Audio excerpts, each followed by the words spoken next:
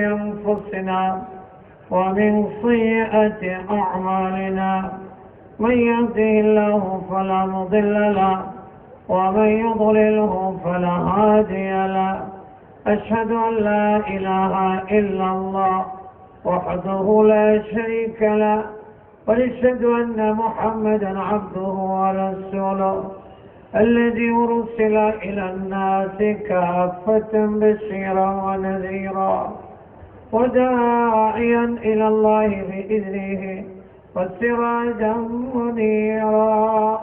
أما بعد، أعوذ بالله من الشيطان الرجيم. بسم الله الرحمن الرحيم.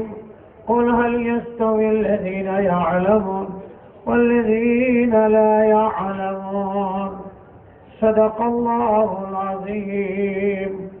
وقال رسول الله صلى الله عليه وسلم: تركت فيكم أمرين لن تضلوا ما تمسكتم بهما، كتاب الله وسنة رسوله، أو كما قال عليه الصلاة والسلام. بارك الله لنا ولكم في القرآن العظيم، ونفعنا وإياكم بالآيات وذكر الحكيم، ونحن على ذلك لمن الشاهدين والشاكرين، والحمد لله رب العالمين. نماز الدرود الشريف পড়ি। اللهم صل على محمد وعلى آل محمد كما صليت على إبراهيم وعلى آل إبراهيم إنك حميد مجيد. اللهم بارك على محمد وعلى آل محمد كما باركت على إبراهيم وعلى آل إبراهيم إنك حميد مجيد. আমি অল্প সময় আপনাদের সামনে কথা বলবো, তারপরে বাংলাদেশের শীর্ষ আলেম মুফাক্কির ইসলাম হযরতুল আল্লাম মাওলানা খালেদ সাইফুল্লাহ সাদি সাহেব আমার পাশে বসা আছেন। তিনি অত্যন্ত দিক নির্দেশনামূলক আজকের এই ঐতিহাসিক সম্মেলনে বক্তব্য রাখবেন। আপনারা যারা উঠে বসা করছেন অল্প সময় বসেন, একটু মেহেরবানি করে বসেন। এতক্ষণ আপনারা ওয়াদা করছেন, হাত তুলছেন, আপনারা তাকবীর দিয়েছেন, ইসলাম রক্ষা করবেন, আলেম ওলামাদের আদব করবেন, আলেম ওলামাদের সাথে সম্পর্ক রাখবেন। এখন আপনারা যদি উঠা বসা করেন, যদি আপনারা বিশৃঙ্খলা করেন, এদিক সেদিক ঘোরাফেরা করেন, তাহলে তো আগের কথার সাথে এখনের আমলের মিল থাকলো না। এই জন্য বসুন, অল্প সময় কথা হবে। আচ্ছা, আমরা যারা এখানে আসছি সকলেই যারা আপনারা আশেপাশে আছেন বসার চেষ্টা করেন। মাশাআল্লাহ, অনেক মোবারক মাহফিল আল্লাহ আমাদের তৌফিক দিয়েছে, আমাকেও আল্লাহ পাক তৌফিক দিয়েছেন, এই জন্য শুকর আদায় করছি। সকলে বলছি আলহামদুলিল্লাহ। আরো জোরে বলুন আলহামদুলিল্লাহ। আমি প্রথমে আপনাদের সামনে কিছু ভাঙা ভাঙা, কিছু ভিন্ন ভিন্ন ছিন্ন ছিন্ন দুই একটা কথা বলবো। এরপরে একটু সামান্য একটু আলোচনা করব, যেটাকে বয়ান বলতে বোঝায়, এরকম সামান্য কিছু আলোচনা করব। তার আগে দু একটা বিক্ষিপ্ত কয়েকটি কথা আপনাদের সাথে আমি আলোচনা করতে চাই। আচ্ছা, আপনারা কি জানি যে শিক্ষা যে জাতির মেরুদণ্ড? এটা কি জানি? আমরা সবাই আমরা জানি, শুনি, দেখি এবং বিভিন্ন আলোচনায় জ্ঞানী গুরুজির কাছ থেকেও শুনি, শিক্ষা জাতির মেরুদণ্ড। আপনারা বলেন, আমি লম্বা আলোচনায় যাব না, যারা বাংলাদেশে দুর্নীতির সাথে জড়িত তারা শিক্ষিত না অশিক্ষিত? জোরে বলেন।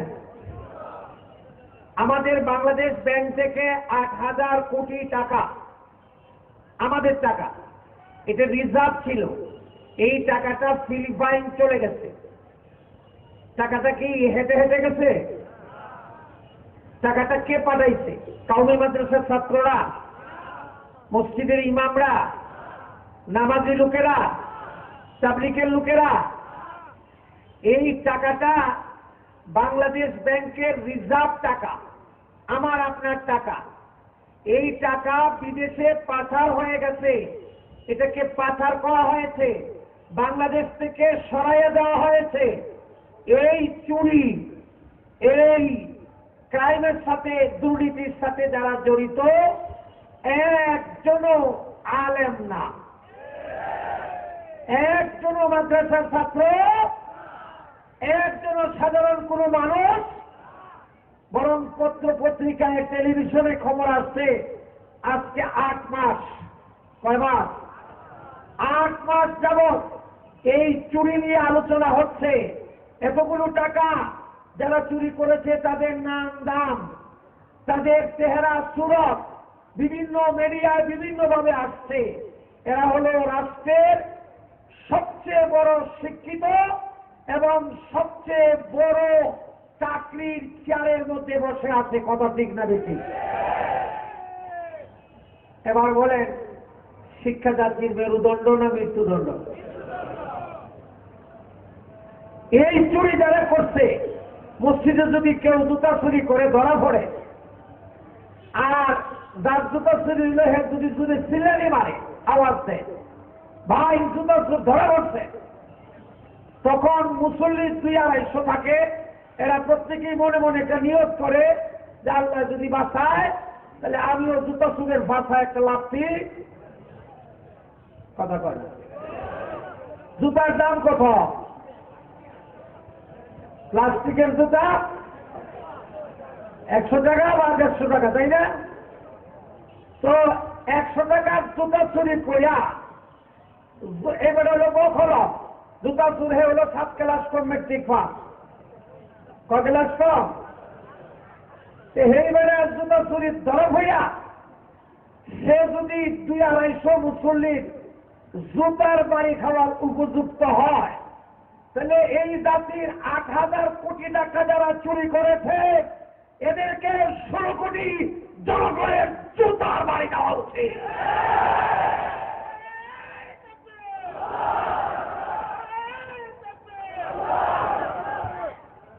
বন্ধুরা আমার আগে শীর্ষ আলেম মাওলানা ইসলাম জিয়াদি সাহেব বলেছেন সার্টিফিকেটের কথা। সার্টিফিকেট কাউমি মাদ্রাসা আমাদের সার্টিফিকেটের স্বীকৃতি নাই। হ্যাঁ, আমি আপনাদেরকে জিজ্ঞেস করতে চাই, সার্টিফিকেট কি রিজেকের মালিক? কথা বলুন, আরো জোরে কথা বলুন। দারুল উলুম দেওবন্দ থেকে একজন পাস করে আসছে, তো দেশে আসার পরে শুনলো তার ভাইয়ের নামে কেস, বাইরে আসামি দিয়া আদালতে মামলা হয়েছে। এখন ওই দারুল উলুম দেওবন্দের এই মুফতি সাহেব হাকিমের কাছে দরখাস্ত দিচ্ছে যে আমার ভাইয়ের নামে কেস হয়েছে, আমার ভাইয়ের পক্ষে আমি আদালতে লড়তে চাই, উকিলাতি করতে চাই।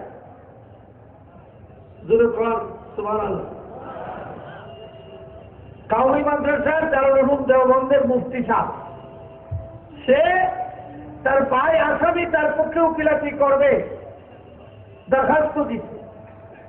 এই দরখাস্ত পাওয়ার পরে আদালত এটা অন্যান্য উকিল যারা তাকে কোর্টে, যাদের সার্টিফিকেট আছে, গায়ের মধ্যে কালো বুরকা আছে, কথা বলে দূরে বলেন, তারা সবাই আপত্তি করতেছে, তারা প্রতিবাদ করছে। না, এই হুজুর আইন কলেজে পড়ে নাই, ব্যারিস্টারিও পড়ে নাই, সার্টিফিকেটও নাই।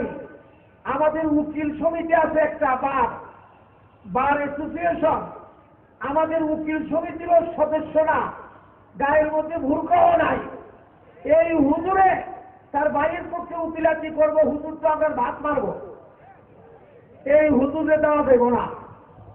আমরা যারা কষ্ট করে লেখাপড়া করছি, এখানের মেম্বার হয়েছি, সার্টিফিকেট আছে, আমরা কেউ উকিলাতি করব, 2 পয়সা পাইলে আমরা ভাই।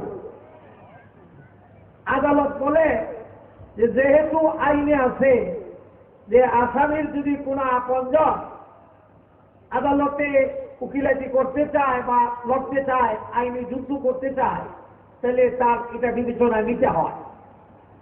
তখন এই 250 উকিল যারা, তাদের মধ্যে বড় পিপি যেটা, এই পিপি কয় চাইলে আপনি যখন হুজুরে এলাও করবেন, উকিলাতি করার সুযোগ দিবেন, তাহলে আমার কাছে হুজুরে আগে পরীক্ষা দিতে হইব, ইন্টারভিউ দিতে হইব যে হুজুরে উকিলাতি করার মতো যোগ্যতা আছে কি। হুজুরের তো সার্টিফিকেট নাই, বুঝবাও নাই। এখন উকিলাতি করার জন্য আপনাদের সুযোগ দিবেন, আমরা পরীক্ষা করব সবাই উকিলরা, তার মধ্যে যোগ্যতা আছে কি।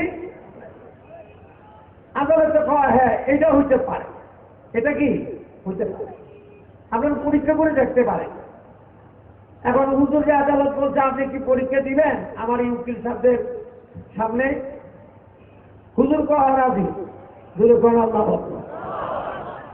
আর দূরে কোন আল্লাহ। কামিল মাদ্রাসার হুজুরদের যোগ্যতা, জ্ঞান, বুদ্ধি, প্রতিভা, প্রজ্ঞা, আর ওই যে জেনারেল লাইনের সার্টিফিকেট, এই দুটার মধ্যে এখন যুদ্ধ। কথা কথা জুড়ে বলেন। আচ্ছা, এবার দেখেন যুদ্ধে জয়ী হয় কারা।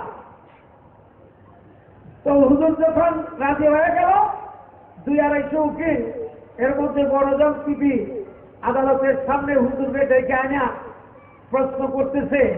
প্রশ্ন করার আগে বলতেছে, হুজুর আপনি উকিলে ঠিক করতে পারবেন না, আপনার প্রেমের কিছু প্রশ্ন করব, আপনি উত্তর দিবেন কিন্তু লম্বা বাক্য পারবেন না, একেবারে সংক্ষিপ্ত উত্তর। সেটা কি? আমি প্রশ্ন করবো, আপনি বলবেন হ্যাঁ অথবা না, লম্বা বাক্য পারবেন না। হুজুরে কয় এটা কি সম্ভব? সব প্রশ্নের উত্তর কি হ্যাঁ মাঝে দেওয়া যায়? সিটি সাহেব বলে হ্যাঁ দেওয়া যায় না কেন? আমরা দিতেছি না, আমরা আদালতে 30 বছর ধরে আমরা উকিলাতি করি, আমরা তো হানাই বলি, আপনার মতো তো লম্বা বয়ান করি না। আপনি পারবেন না, আপনার কথা করা। হুজুরের পর আমি আপনাকে প্রশ্ন করি, দেখি আপনি যদি হানাতে পারেন। এখন আদালতে কহ হুজুরের কথার তো যুক্তি আছে, হুজুরে আপনাকে প্রশ্ন করুন, দেখি আপনি পারেন কিনা। এখন পিপি সাহেব কহ আপনি প্রশ্ন করেন, অবশ্যই পারবেন। তো হুজুর প্রশ্ন করে যে আমি শুনেছি আপনার আব্বা যান, আপনার বাবা, তিনি আগে জুতা চুরি করতেন, এখনো কি সেই জুতা চুরির অভ্যাসটা আপনার আব্বার আছে না নাই?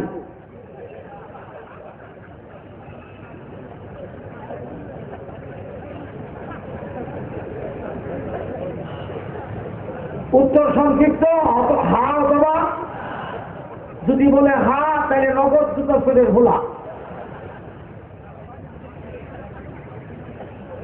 আর যদি বলে না তাহলে প্রাক্তন সাবেক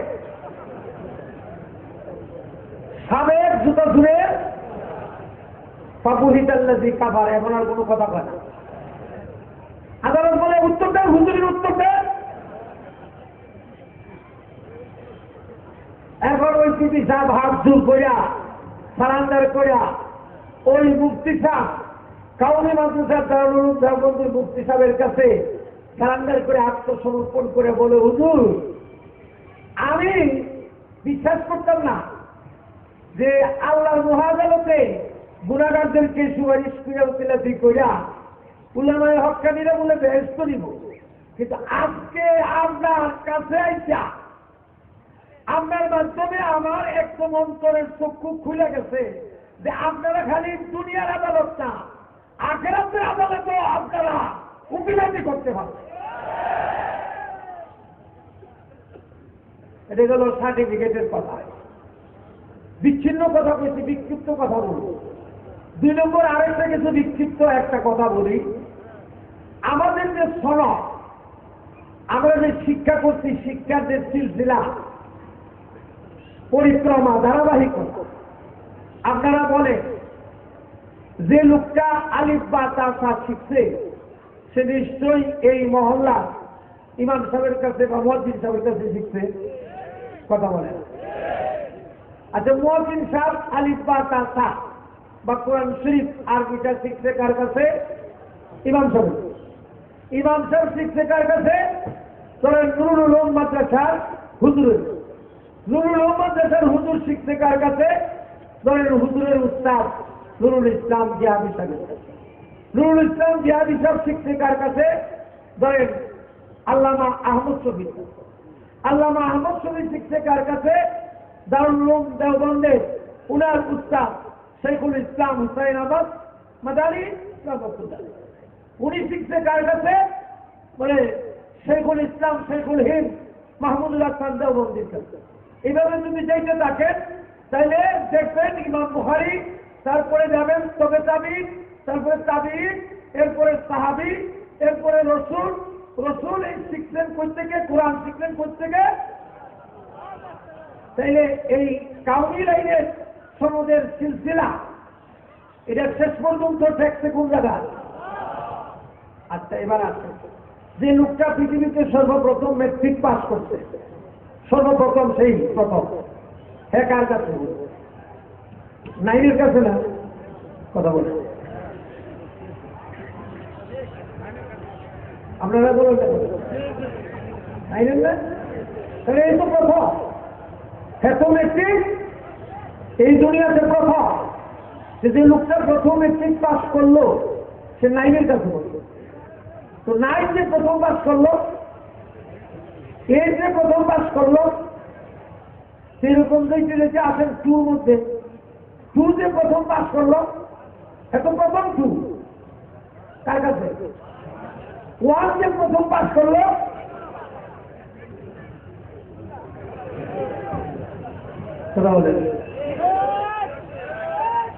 সিলসিলা দেখাও, সনদ দেখাও। তোমাদের এই লেখাপড়া যে শিক্ষা জাতির মৃত্যুদণ্ড বলে প্রমাণিত হয়েছে, সেই শিক্ষা গোড়াতে গোড়ার তিন ফেরার কিছু কথা বুঝাইতে পারলাম? আমার গলাও বাংলার সময়। এরপরে এই মাহফিলে অনেক বিজ্ঞ অভিজ্ঞ উলামায়ে শীর্ষ আলেমরা আছেন, তারা কথা বলবে। আমি আপনাদেরকে এখন বয়ানের জন্য এই ছোট্ট অল্প সময় একটু কথা বলতে চাই। রাসূলুল্লাহ সাল্লাল্লাহু আলাইহি ওয়াসাল্লাম যখন মদিনায় গেলেন, যাওয়ার পরে মদিনার আশিকরা মুসলমানরা নবীর জন্য প্রায় পাগল হয়ে রাসূল আবু বকর সিদ্দিক রাদিয়াল্লাহু তাআলা আনহুকে বললেন যে মদিনার লোকদের আবেগ, আবু বকর তুমি আমাকে এখানে মহল্লায় এই বর্ডার এলাকায় কোন জায়গায় আমারে বসাও, যাতে আমার আশিকরা মন ভইরা আমার একটু দেখতে পারে, আমার সাথে একটু হাত মিলাইতে পারে। হযরত আবু বকর সিদ্দিক রাদিয়াল্লাহু তাআলা আনহু নবীজিকে বসাইলেন। যে বর্ডার এলাকায় বসাইলেন এই গ্রামটার নাম মহল্লায় বনি সালেম, মহল্লা বনি সালেম। এখানে এক জায়গায় এক বাড়িতে বসলেন। মদিনার মুসলমান যারা, তারা নবীর সাথে দেখা করার জন্য, হাত মিলানোর জন্য আসতেছে। সবাই হাত মিলাইতেছে। একজন যুবক, বয়স তার 30-এর নিচে, সে নবীজির সাথে হাত মিলাইতে আসে। রাসূলের অভ্যাস ছিল, রাহমাতুল লিল আলামিনের আদত ছিল যে তিনি যে হাত মিলাইতে আসে, সে যতক্ষণ হাত না টানে ততক্ষণ আল্লাহর নবী নিজের থেকে হাত টান দিতেন না। তাহলে জনগণের সাথে নবীর সম্পর্ক বেশি না আমাদের দেশের তথাকথিত জননেতাদের সম্পর্ক বেশি?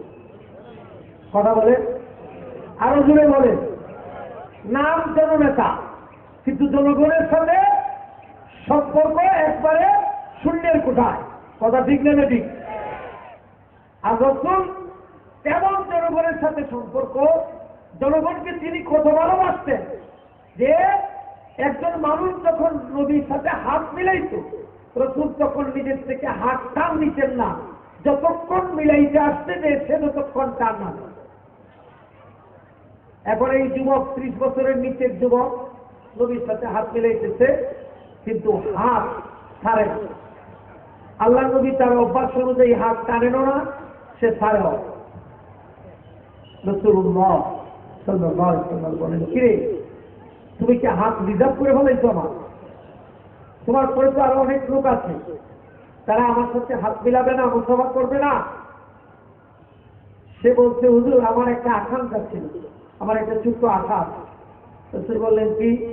বলে আপনি যদি ইজাজত দেন, অনুমতি দেন, তাহলে আমি আপনার ডান হাতের পিঠ মোবারকে একটা চুমা দিতাম। জোরে বলেন আল্লাহু আকবার। আরো জোরে বলেন আল্লাহু আকবার। রাসূল অনুমতি দিলেন। দেওয়ার পরে সেই যুবক নবীজির হাত মোবারকে চুমা দিল। রাসূল চেহারার দিকে খুব ভালো করে খেয়াল করলেন। খেয়াল করে দেখলেন যে এসকে রাসূলের নূর পুরা চেহারার মধ্যে দেখা যায়। রাসূল বললেন, যুবককে তোমার নাম কি? বলছে আমার নাম তালহা। নাম কি? রাসূল সাল্লাল্লাহু আলাইহি ওয়াসাল্লাম বললেন, তোমার বাবার নাম কি? বলে বাবার নাম বারা। রাসূল জিজ্ঞেস করলেন যে তুমি কি আমাকে এর আগে কখনো দেখেছ? বলে না। রাসূল সাল্লাল্লাহু আলাইহি ওয়াসাল্লাম বললেন, তোমার বাবার নাম যে বারা, তোমার বাবা কি মুসলমান? বলে না। এরপরে রাসূল জিজ্ঞেস করলেন যে আমি যে মদিনায় আসছি, অল্প সংখ্যক কিছু মদিনার লোকেরা আমার বিরুদ্ধে মিছিল করছে, আমার বিরুদ্ধে অবস্থান নিচ্ছে। তোমার বাপ মুসলমান না হোক, তোমার বাপ কি আমার বিরুদ্ধে অবস্থান নিছে? তখন তালহা বলছে, হ্যাঁ, আমার বাবা আপনার বিরুদ্ধে।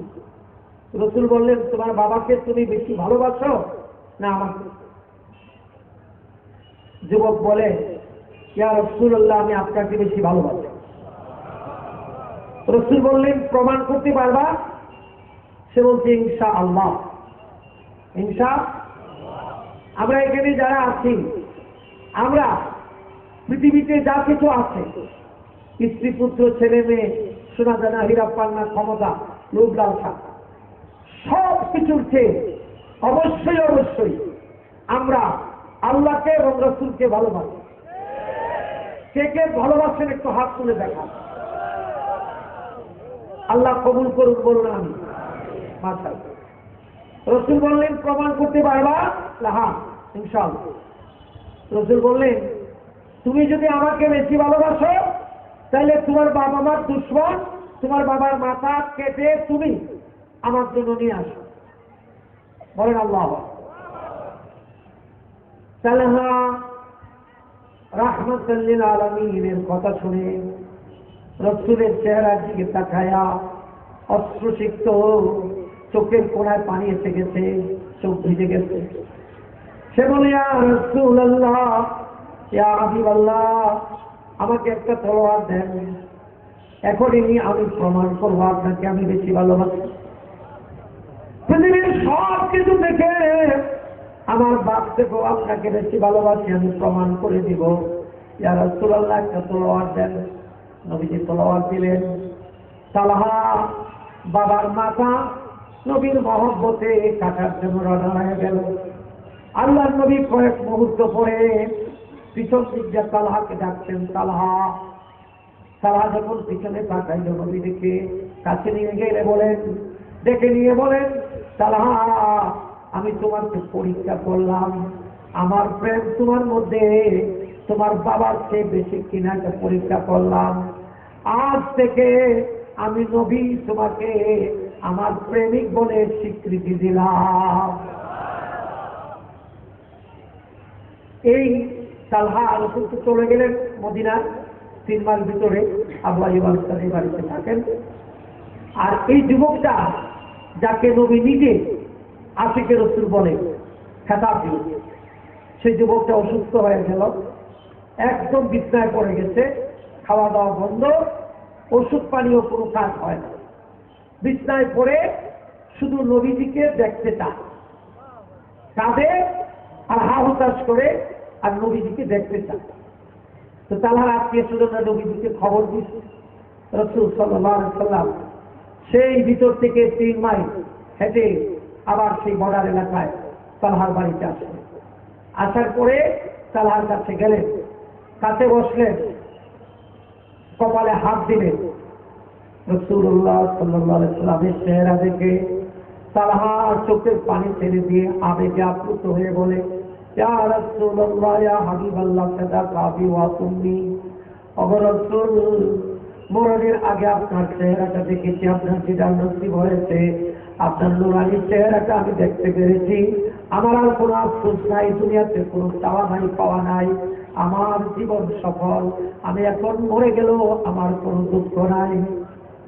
রাসূল সাল্লাল্লাহু আলাইহি ওয়াসাল্লাম ভালো করে দেখলেন, পর্যবেক্ষণ করলেন, মনে হলো আজকে রাত পার হবে না, সে মৃত্যুবরণ করবে, আলামতে বলে।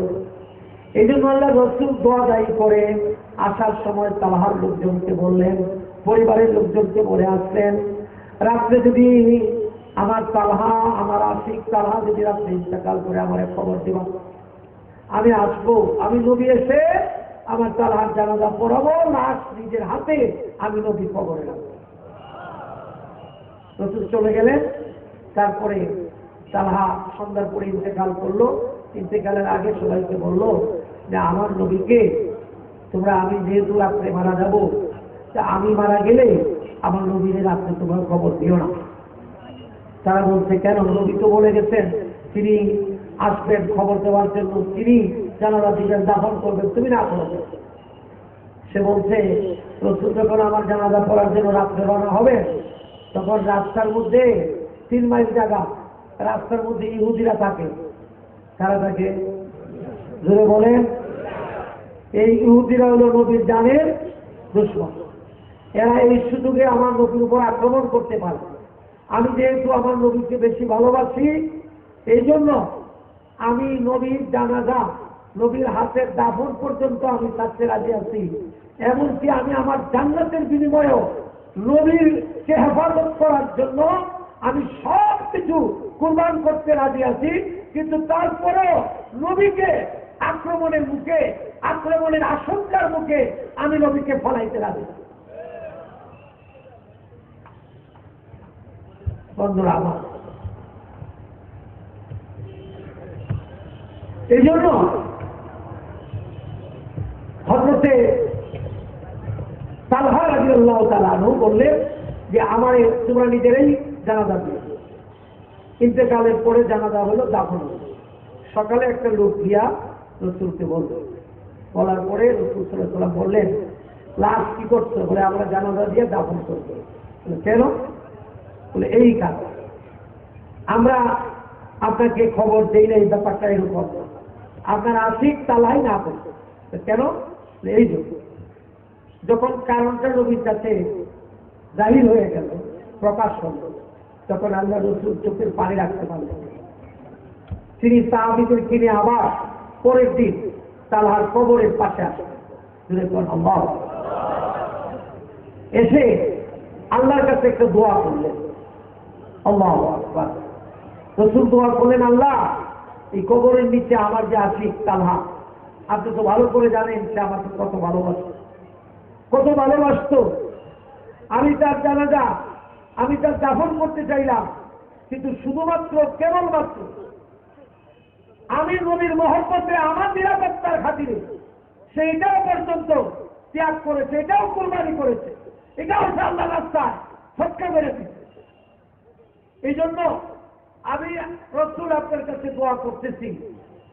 আল্লাহর কাছে দোয়া করলেন, আল্লাহুম্মা আলকি তালহাতা ওয়া আনতা তাযহাকু ইলাইহি ওয়া হুয়া ইয়াযহাকু ইলাইহি।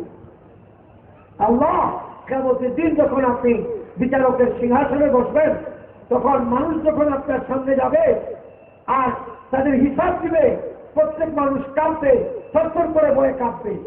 আমার আশিক তালহা কবরে শুয়ে আছে, সে যখন আপনি আল্লাহ সামনে দাঁড়াবে, তখন আপনি খুশি হইয়া আপনার আমার তালহার দিকে তাকাইয়া আপনি খুশি হয়ে একটা হাসি উপহার,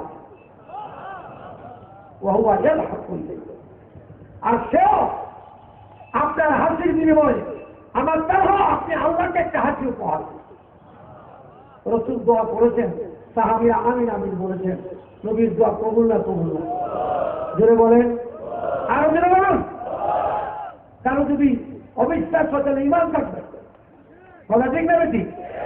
এবার বলেন তো দেখি, এই দোয়া যদি কবুল হয় তাহলে তালহা আর আল্লাহ, নবীর আশিক তালহা রাদিয়াল্লাহু তাআলা আনহু আর আল্লাহর হাসি অবশ্যই অবশ্যই এটা হবে। এটা হবে কিয়ামতে। কবে হবে? কিয়ামতে আমরা কই থাকবো? এই পুলিয়ার চলে থাকবো। হাসরের মাঠে থাকবো না? মুফতি শফি রহমতুল্লাহ আলাইহি তিনি ঘটনাটা লিখে বলেন, যারা হাসরের ময়দানে থাকবে, যখন আল্লাহ আর আশিকে রাসূল তালহার মধ্যে হাসির বিনিময় হবে, এই হাসিটাও যদি হাসরের ময়দানে যারা উপস্থিত থাকবে তাদের যদি কারো নসিব হয়, সে যদি দেখতে পারে, তার জন্য জান্নাত হয়ে যাবে। এবার আমি আপনাদেরকে শেষ কথাটা বলতে চাই যে আমরা আল্লাহ এবং তালহা এই দুজনের হাসি হবে হাসরে। হাসরে আমরা ওখানেও থাকবো। আমরা কি সেই হাসিটা আমরা দেখতে চাই? সেকে দেখতে চাই, একটু হাত তুলে দেখা। নারে তাকবীর, নারে তাকবীর। আল্লাহ সবাইকে কবুল করুন, বলুন আমিন। যারা হাত তুলছেন আপনাদের কাছে ছোট্ট একটা সুপারিশ, ছোট্ট একটা দরখাস্ত, সেটা হলো যে নবীর নিরাপত্তার জন্য তালহা রাদিয়াল্লাহু তাআলা আনহু তিনি নবীর জানাজা নবীর হাতের দাফন পর্যন্ত কুরবানি করলেন, বেহেশতের গ্রান্টের পথ পর্যন্ত তিনি ত্যাগ করলেন। আর আজকে নবী নাই, নবীর দিন আছে কিনা? জুড়ে বলেন, আরো জুড়ে বলেন। নবীর শিক্ষা প্রতিষ্ঠান মাদ্রাসা আছে কিনা? নবীর ওয়ারেস উলামায়ে কেরাম আছে কিনা? তো নবীর হেফাজতের জন্য তারা হাতে কুরবানি করেছে, সেই কুরবানি যদি আমরা দিতে চাই, আমরা যদি দিতে পারি, আর যদি আজকে এখানে এই বরকতি মাহফিলে দোয়া হয়, অবশ্যই অবশ্যই আশা করা যায় আল্লাহ আমাদের সকলকে কিয়ামতের দিন তার হাসি আর নবীর আশিকের হাসি আমাদেরকে দেখায় দিবেন। সকলে বলুন আমিন। এই জন্য নুরুল উলুম মাদ্রাসার পক্ষ থেকে আপনাদের কাছে আমি এক মুসলিম হিসাবে আপনাদের কাছে একটা দরখাস্ত, প্রায় 5,000 বস্তা সিমেন্টের দরকার।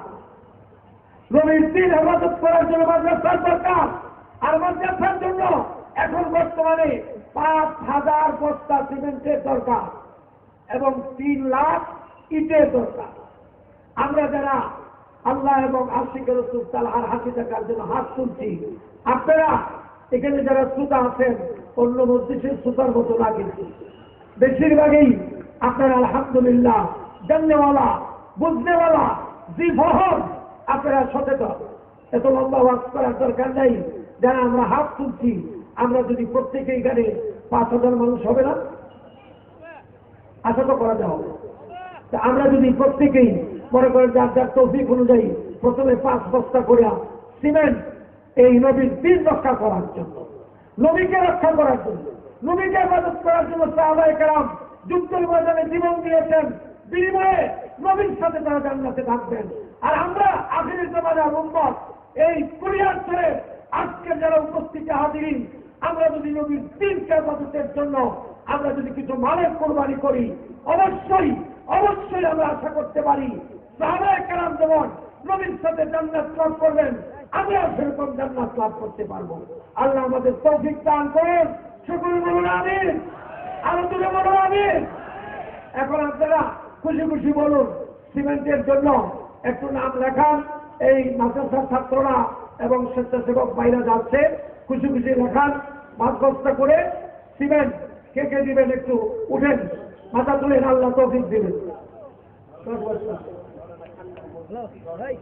মারা খান মাহমুদ 10 বস্তা, জোরে বলেন মারহাবা। আল্লাহ কবুল করো, মঞ্জুর করো, জিন্দাবাদটা মাফ করো। আল্লাহ কিয়ামতে আশিকে রাসূল আর আপনার হাসি আল্লাহ দেখার নসিব করো, বলেন আমিন। দাঁড়ায় দাঁড়ায় একটু নামটা বলে ভাই, খুশি খুশি নামটা বলে। ওই যে ভাই আব্দুল মান্নান ভুইয়া 5 বস্তা, আল্লাহ কবুল করো, মঞ্জুর করো, জিন্দাবাদটা মাফ করো। আর আল্লাহ কিয়ামতের দিন আশিকে রাসূল সাহাবীদের সাথে হাসর নসিব করবো না আমি। মোহাম্মদ আজমির হোসেন 5 বস্তা। হ্যাঁ, সাদেক সাহেব কত? 5 বস্তা। এরপরে ওই যে মুরব্বীর নামটা একটু ভিতরে যান। হারুন সাহেব 5 বস্তা। সাফি উদ্দিন 5 বস্তা। আল্লাহ কবুল করে, বলুন আমিন। কবুলের নিয়তে বলুন আল্লাহুম্মা আমিন। এখন আচ্ছা 50 বস্তা কোন আল্লাহর কোন বান্দা আছেন এরকম নবীর কোন আশিক আছে? আজকে এই নুরানি মাহফিলে কয়েক হাজার কণ্ঠে আপনার দোয়ার পক্ষে আল্লাহর কাছে সুপারিশ করা হবে, আমিন বলে। আল্লাহ যারা দিয়েছেন তাদের দান কবুল করেন, নবীর আশিক সাহাবীদের সাথে হাসর করেন, দুনিয়া আখিরাতে বরকতওয়ালা জিন্দেগি দান করেন। বলুন আল্লাহুম্মা আমিন। আরো জুড়ে বলুন সবাই আল্লাহুম্মা আমিন। এরপরে কি আছে?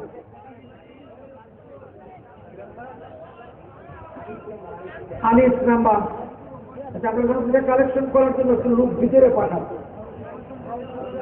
হ্যাঁ, জনাব কাউসার আহমদ 50 বস্তা ছিলেন। নারায়ণ তাকবীর। দ্বীন ইসলাম, দ্বীন ইসলাম। আল্লাহ আপনার বান্দা কাউসার আহমদ, আর আল্লাহ নবীজির হাতে কিয়ামতে তাকে তার খানদানকে কাউসারের শরবত দান করো। বলুন আমিন।